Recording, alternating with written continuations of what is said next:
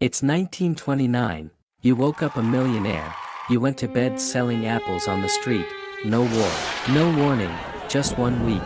And $200 billion of wealth vanished. This is the true story of how the biggest party in history turned into the longest hangover ever. Buckle up. You're about to watch America break and somehow stand back up.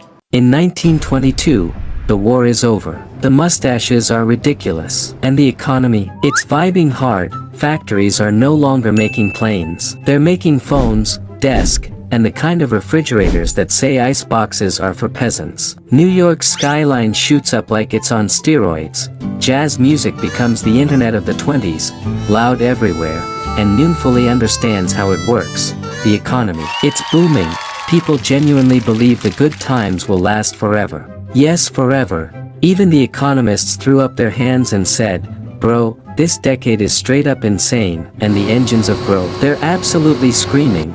Henry Ford slaps a moving assembly line on the factory floor, and suddenly a Model T that used to take 12 hours now rolls out in just 90 minutes. Cars are flooding the streets like a tidal wave. Auto plants are exploding in size. Oil, steel, rubber. Every single linked industry gets yanked into the jet stream. This isn't growth anymore. This is the economy redlining at full throttle. The United States economy isn't just growing, it's revving up and ready to fly. As cities flourish with electricity and luxury, America falls in love with gadgets. 10 million homes have radios by 1929. That's 10 million homes hearing Al Jolson and 30 different soap ads in glorious AM fuzz. But while cities are throwing Raegers, rural America is struggling to even get on the dance floor. Farmers who got rich from wartime demand now face prices in freefall, so they borrow big to modernize. Shiny new tractors. Spoiler, the tractors just help them go broke slightly faster. Meanwhile, urban America discovers its new favorite hobby: buying stuff they can't afford. Welcome to the golden era of buy now, pay later. Want a radio? Finance it. A car? Finance it. Stock in a company that makes hats for dogs? Definitely finance it. Banks are like, sure, here's money, you have a pulse, right? It's the financial equivalent of saying, sure, I'll marry you, we've been on 2 dates.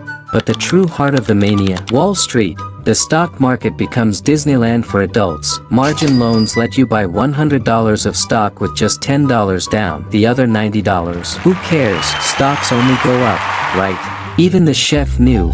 Trust me, bro. I made a killing in Kitson sorry stocks. You're still a chef though. Yes, but mentally I'm a tycoon. You know things are cooked when your barber, your butcher, and your dog are giving stock tips. Shoeshine boys pitching can't-miss investments to bankers. A bellboy tells a Vanderbilt to dump railroads and go all in on pencils.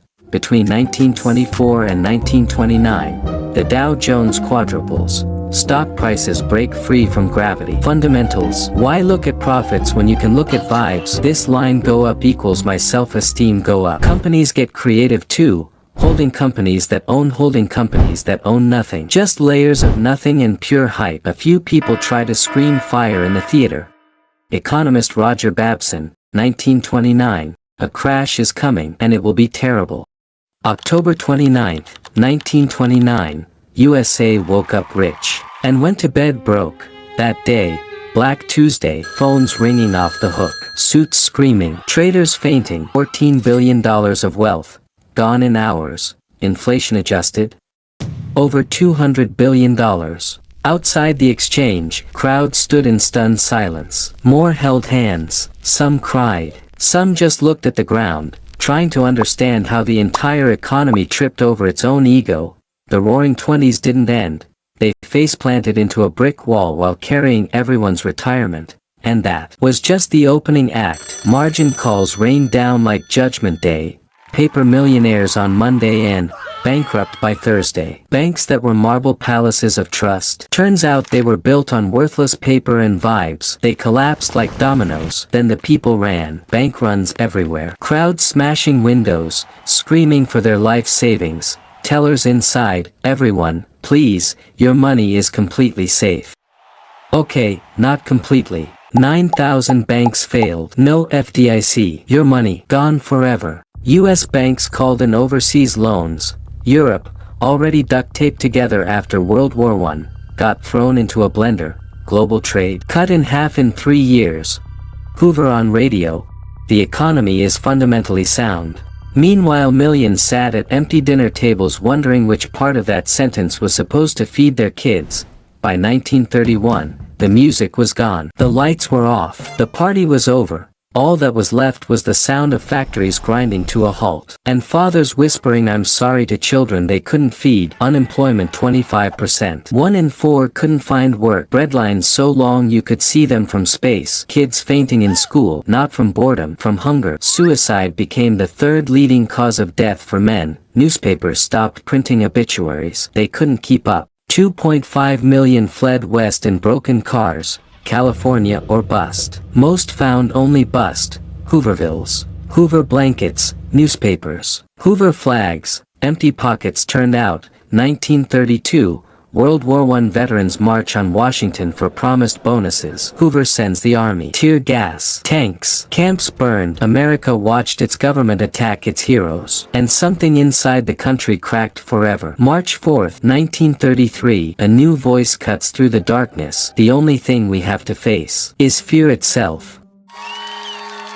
Young men planting trees and finding purpose. WPA. Millions building roads, schools. TVA, entire country get electricity for the first time. Social Security, you won't die starving in old age. Dorothea Lange's migrant mother becomes the face of endurance, slowly. America breathes again.